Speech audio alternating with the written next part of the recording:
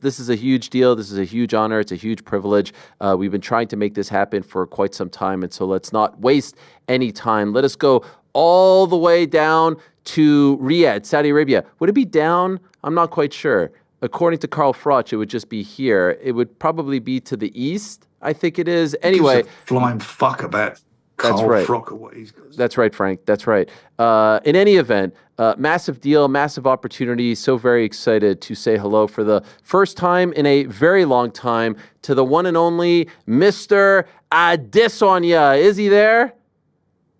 Yes, sir. We are here. We are live. Fuck, man. Wow, I love it. No, I never hear you cuss. Yo, this is awkward, Izzy. Izzy, how are you? But this is shit. It's not awkward. We're still connecting. We're just connecting over Zoom. No, it's awkward because I was hitting up Tim and incessantly bothering him, but I asked for David Adesanya, not. Oh, fucking okay. hell. I'll get him. That's who I wanted. The uncrowned 145-pound champ. I'll get him real quick. I'll go get him. Fuck, I screwed up. I just kept saying Adesanya, and I meant David Adesanya.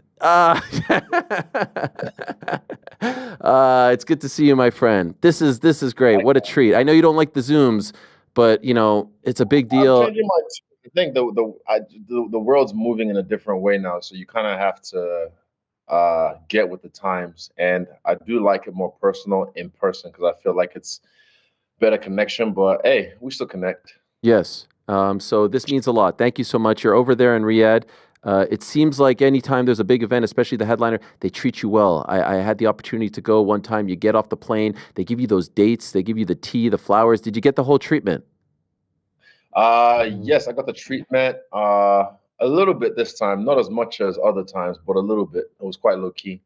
Okay. The haircut is nice. I did get a sneak peek at the haircut last week. I want to let the people know, and I hope that you don't mind me saying this. You did a very nice. Yeah, what we're talking about. Yeah, are you okay with me saying this?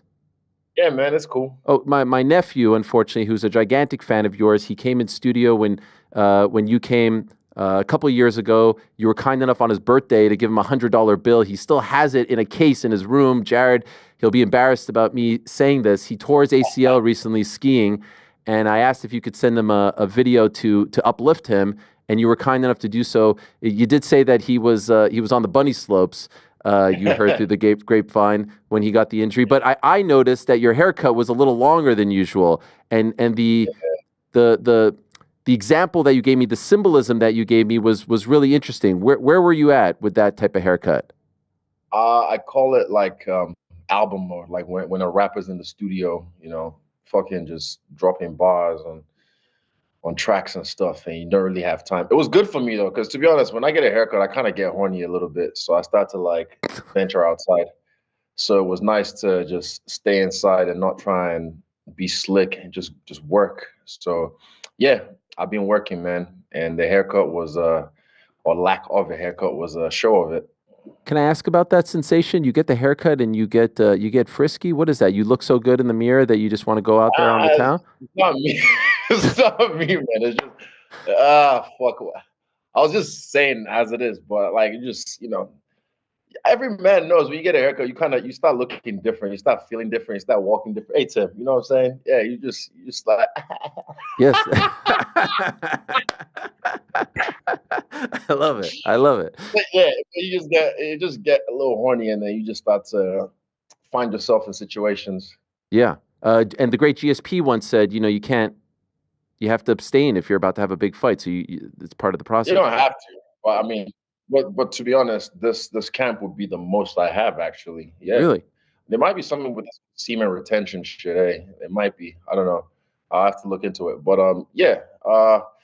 I've just been working, Ariel. I've just been working, and I'm happy with the work. I'm happy with the progression, and I can't wait till this weekend. I'm quietly confident in my skills. By the way, could I just ask, was that a conscious decision on your part, the abstaining? Yeah, it was. It's always there. I'm always horny, but it's like you just, it's put it this way. I like the freedom of thought. I like the freedom of choice. So I like to know I can do something, but I choose not to. And yeah, it's a readily available option, but I just chose not to as much this camp. Okay. I like to, you bring us into your world through your YouTube channel, Freestyle Bender. It's tremendous. And then through a couple interviews here and there. And I try to find these little nuggets because I don't want to ask you the same thing as everyone else. And I know you did a bunch of interviews last week through Steak and whatnot, and they're great as well. And one channel that I always love to go to, kind of off the beaten path, is Combat TV, the OG. Who comes to your gym? Yeah, he's an OG who's been covering you guys for a very long time, and he did an interview. Cool. Kind of like you. I appreciate that. He did an interview with Eugene, who has really, Eugene used to be readily available. Now it's harder, it's harder to get Eugene than the President of the United States on this program. He just doesn't want to do anything anymore, which I like. I respect. I call him Big Affairs. That's what I call him. Big Affairs Eugene. He's a big deal. He's a big deal now. Oh, Big Affairs. Call him that next time you see him. Big Affairs Eugene. I need to get him to respond to a WhatsApp text first, but next time I see him, I will say that. Bro, you're not that guy. He's harder to get a hold of than me. Interesting. He's a fucking ninja. Yeah. He said to Combat TV, what's the gentleman's name, by the way? Tony. Shout out to Tony. Yes. He said that at the beginning of this camp, he set some criteria. He had a frank talk with you.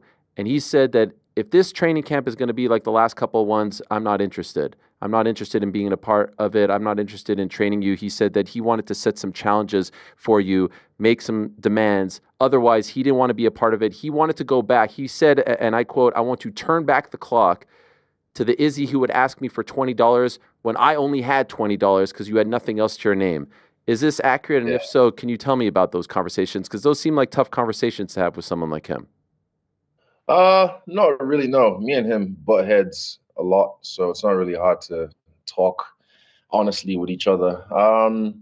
But yeah, after the last fight, I just said, because the last fight I had with Drickus was the most active I've ever been in any fight, and we've just discovered that we didn't have enough gas in the fuel tank, so the output, the work rate wasn't able to sustain it. And unfortunately, I made a mistake and got, subbed. But I told him and I made a promise. I was like, yeah, I'll fix it. So I did wind back the clock and kind of just, to be honest, yeah, in the sense of borrowing $20, I just kind of lived like I was broke again. Like I didn't really have millions in the bank. And so he was really being serious. Like, if you're not going to take this seriously, I don't want to be a part of it.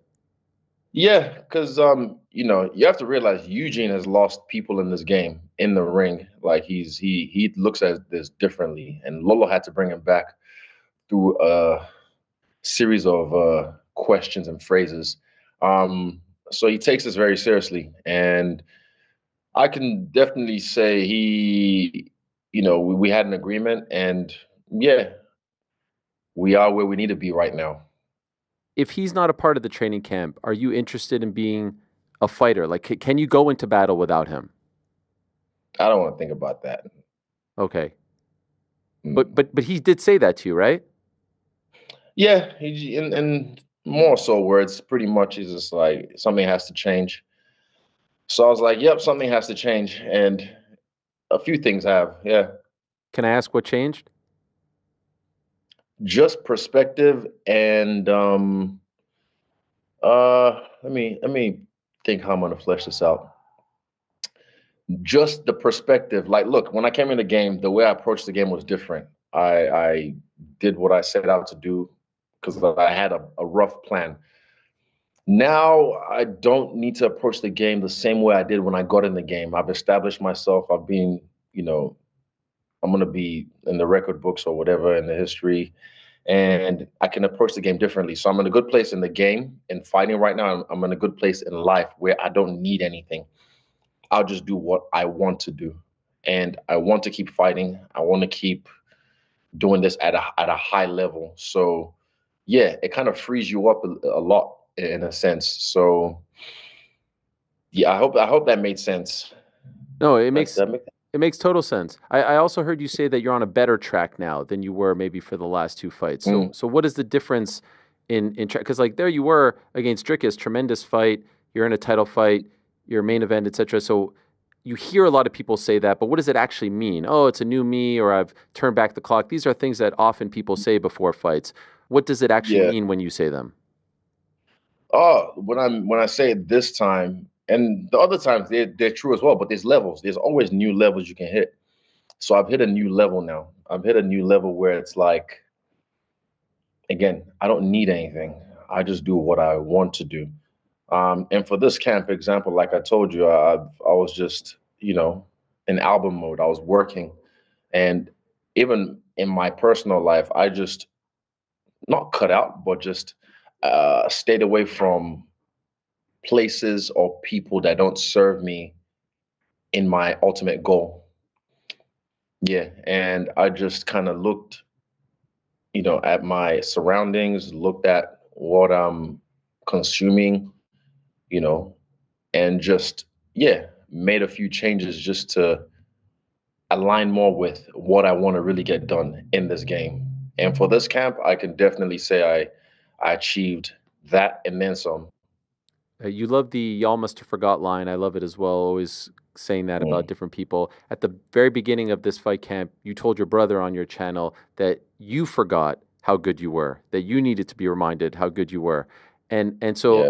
was that guy that we saw in August and a year prior against Strickland, like, were you having confidence issues? Like, to say I forgot how good I was, were you having a crisis of confidence? No, I wasn't. I was very confident, but it was just then it's hard to say without getting too personal, as in like Get with my personal. personal It's okay. stuff. Nah, this is the internet, man. Okay, You sorry. let Sorry. some people know some shit about you personally, and then they'll think that's how it is for life when things can change. I get it. Yeah, for me, I just had to look at myself. Example, don't take things too personally. Like, none of these motherfuckers know you. So that was one thing I definitely came away with in my last two contests. And yeah, I just know how to approach the game now. Like, this fight's gonna be it's a boring lead up for people because there's no really beef between me and him. But I mean, next time I have beef with someone, I know how to approach that. I know how to handle that very well. I've done it in the past very, very well. Trust me, I have. You guys have seen. But the last two, I didn't approach it very well. Do you regret that? Because it was very personal with those two. No? No. Hell no. No, it was personal, but I don't regret it. I just did things I would have changed in my understanding approach to those beefs. This is warfare. And if you look, I took 2 L's, so I pulled back and I'm like, okay, address what did I do wrong? And as a general, I addressed it and I was like, cool, I fucked up there.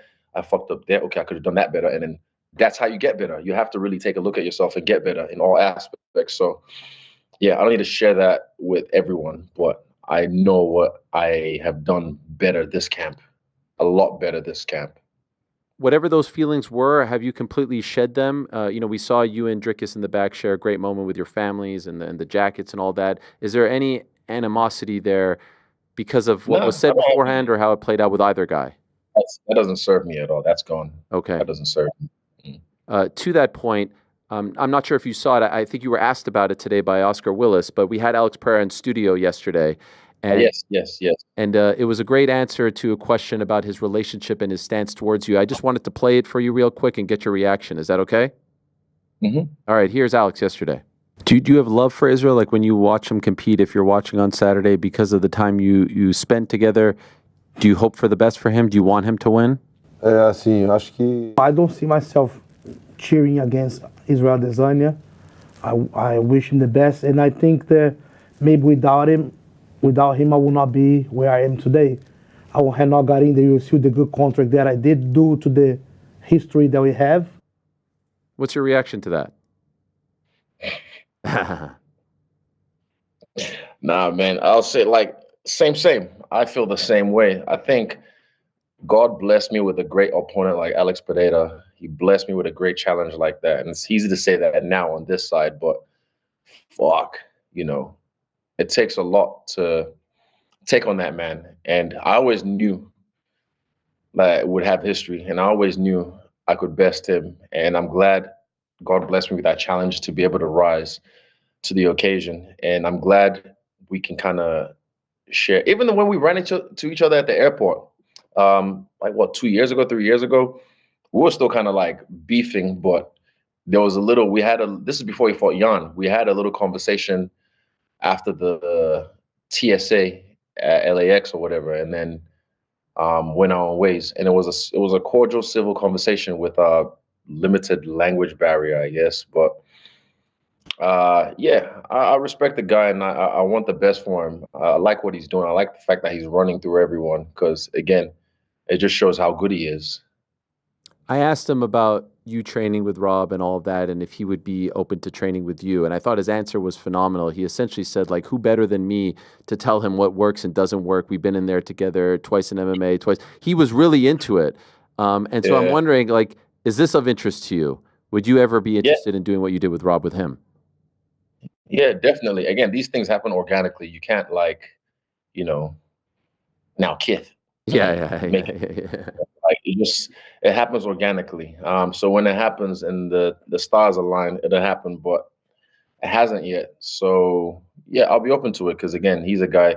And look, I have, one of my boys lost, looking to come for his belt as well. So when that happens, I'm gonna do my best to help the bro become a world champ. And yeah, after that, we're all on the same journey, trying to do our best for our families and achieve our dreams and just set ourselves up for life. So I can't hate on someone who's on, I guess, the same journey as me. I could, but it doesn't serve me. The stuff with Rob was incredible. I know you've talked about it ad nauseum, so I won't ask you about how it all got made and all that stuff. But he did say on the show last week, Rob, that, back in 2019, he would have, bumped you with his car. That's how deep it was, right? And it's a great honest, just a nudge, but it's a great honest answer. It's so lovely to see you guys on good terms, and the stuff with the matcha is just amazing. It's just amazing. Could I ask, did you feel the same way about him? Did those thoughts cross through your mind back then as well? I don't know if I would have hit him with a car, but I definitely would have hit him back then. But like, I'm just happy he pulled up. I'm happy he came through. I'm happy he just shared his energy with the gym, his skills, and we're just two chill guys, eh? Like, we sat down at my house and we were doing the breakdown, but it was like we're kind of just chilling with David and my boy Matt, and we were just talking shit, And even after the cameras were off, we had a little bit of just chin wag, and it was just cool. Again, why would I hate someone who's on the same journey as me or similar journey as me? Because I understand what he's trying to do or what he's done, because he has done it. One of the first to do it from the Anzacs, So yeah, I always have respect for him, but now I have so much love for the guy, and I can't wait till we work together more in the future. It has to be incredibly freeing. And no, do you see me? Okay. Yeah, it was lagging. Yeah, yep, we're good. It has to feel incredible to be in a good place, to have peace, to have some sort of kinship, friendship with these guys who were once foes, rivals that you dreamed about, that you prepared for. Like, that has to be an amazing weight off your shoulders, no? No, wait, no, but definitely, like what I said about if it doesn't serve me, because if I'm holding on to some shit that doesn't serve me, it's just gonna poison me. So why hold on to it? And I've seen Rob, like, last time I saw him before he pulled up was when Alex fought Islam, and Rob was in the crowd. But I saw it backstage. We talked and then shared a little joke. So I wasn't gonna like meme mug him there. Silly. So yeah, if the energy or the feeling doesn't serve me, release it, let it go. And I've let it go. Like Elsa, right? Hey, let it go. Yeah. Let it go. Good callback. Your top pinned post on Instagram is a 20 slide carousel that is a hodgepodge of many different things in many different places and states. Yeah. It's an incredible collection, and maybe like some sort of insight into your mind. It's from October of this past year. A little bit. Can I ask about one particular thing? One particular thing is a video of you on the couch where you alluded to something earlier in this chat. where you're saying like, I want to let people in, I want to show people a different side of me, I want to talk about personal things, but it all gets mixed into this whole MMA pot, this professional life, and it could affect my professional life. It's a tease there that you want to say something, you want to share something, you want to get stuff off your chest, but you're being held back. Yeah. Like, I want to, like, my real fans, my real fans, the ones that really love me, the ones that fuck with me, that ride with me no matter what. I want to show them parts of my life that I've never really shown. Well, maybe the documentary, I showed a little bit more of that side, but, you know, for me, I just feel like I'd rather not, because if you can't just let certain people in. Because look, thing is with this game or fame, once you let people into the house, when it's time to leave, they ain't leaving. They're like, no, squatters' rights. They're staying. So yeah, I like to keep those doors closed. But there's things I just kind of feel like sometimes I want to share with people, things that are good in my life, things that I'm like, fuck, this is dope. This is a cool milestone in my personal life. I want to share with my fans because, you know, they fuck with me. But I just rather keep it to myself because, again, in this game, you share a little bit and they want more and they'll take a lot away from you. So I'd rather keep what I value in my private life private. Does it get to the point where it's like you wish that you could be Izzy, the non-fighter, where you can just be viewed as the non-fighter, the non-celebrity? Do you long for those days? Are you so far removed from those days that you wish that it could be like that? Nah, I appreciate the position I'm in. And again, I love the perks of being famous.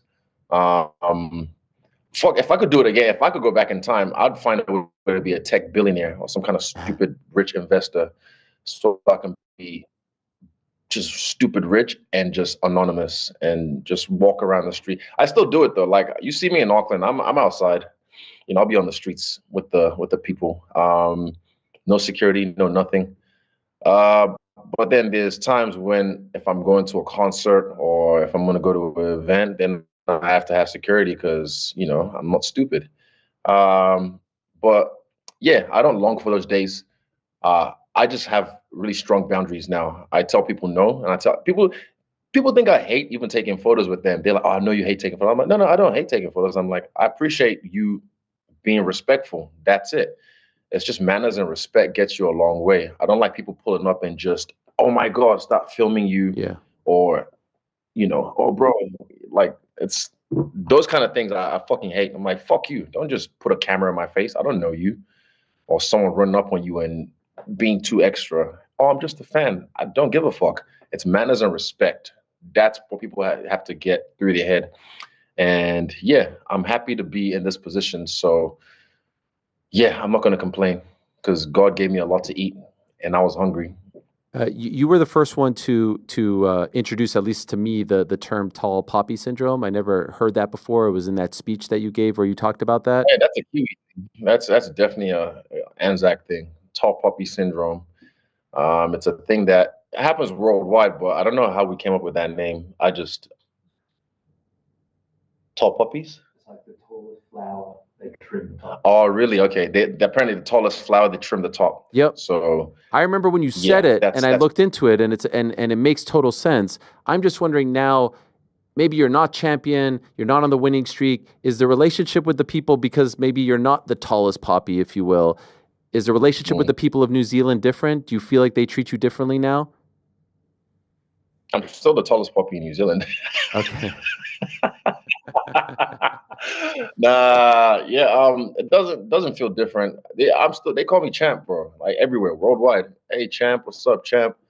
So that's never gonna change. I don't, you know, they call me champ if I was champ. Like, you know, I'm still Israel Adesanya. It's just I'm gonna be me for life, and that just comes with what it comes with. Do they appreciate you more now? Do you feel like you get more love from them? Because there was once a time where you said you would never fight there again, right? Oh, that was the government. It wasn't the people. That wasn't at the people. That was the government, the bureaucrats. Again, because they were trying to move the goalposts during COVID, and then they were stifling Dan from fighting, but letting other athletes for traditional sports compete and lockdown and stuff. And they were trying to halt us coming to our gym, stopping us from quarantining. things like that. And I don't think I need to fight in New Zealand anyway. I think there's new guys coming up that are going to headline, that'll be better suited for the country. Okay. Just a couple more, and then I'll let you go. Thank you. I know it's late over there, so I don't want to keep you too long. The other one that I love from the world of boxing, it's Yalmaster Forgot and Marvin Hagler's Silk Pajamas line, that it's hard to wake up in the morning when you're sleeping in silk pajamas, right? That's the legendary one. Is that a feeling that you can relate to now? Yeah.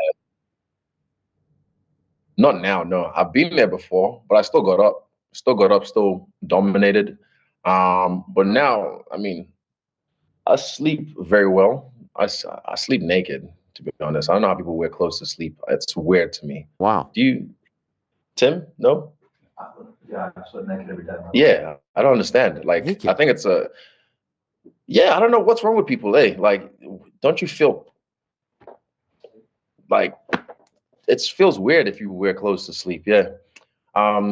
But yeah, anyway, apart from that, like I said, now I just do what I want to do. I don't need anything. I don't need anything from anyone. I don't need anything really from this game. It's just what I want to do. And I want to compete at the highest level because I still feel like I am the best, and I'll prove that. Again, I'm quietly confident with my skills and the work I've put in for this fight. So I can't wait to just go in there and just do the work. And then people are going to be on my dick again, like, oh my God, he's this, he's that, he's amazing.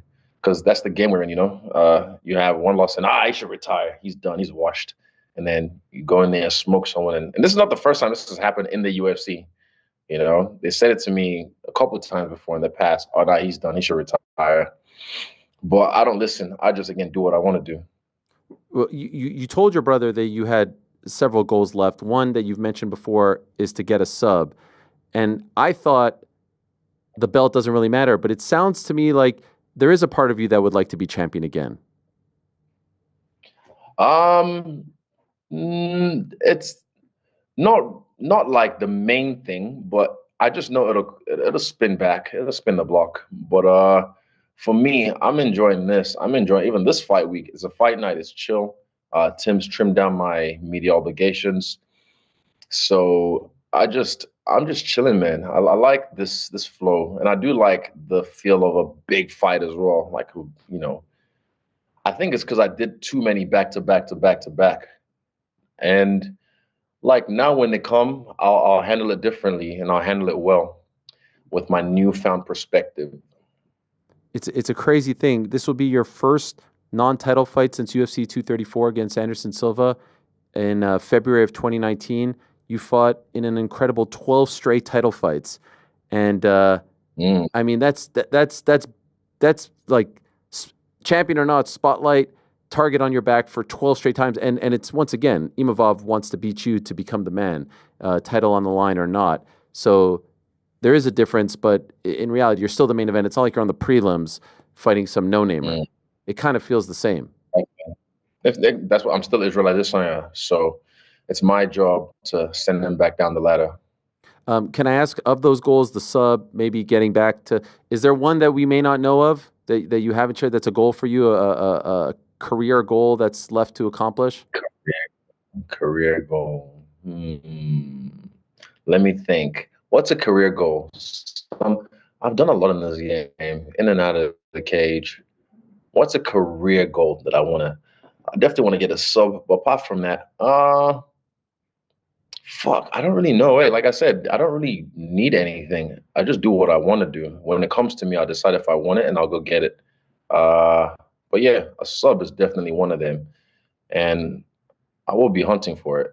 There's not many guys left at 85 that you haven't fought, but it sounds like Kaio is one that's of interest at some point. Why him? Yes. Good style. I like his style. And he's been, our interactions have been respectful, cordial. And it's just fucking hands, bro. Like, you're good. I'm good.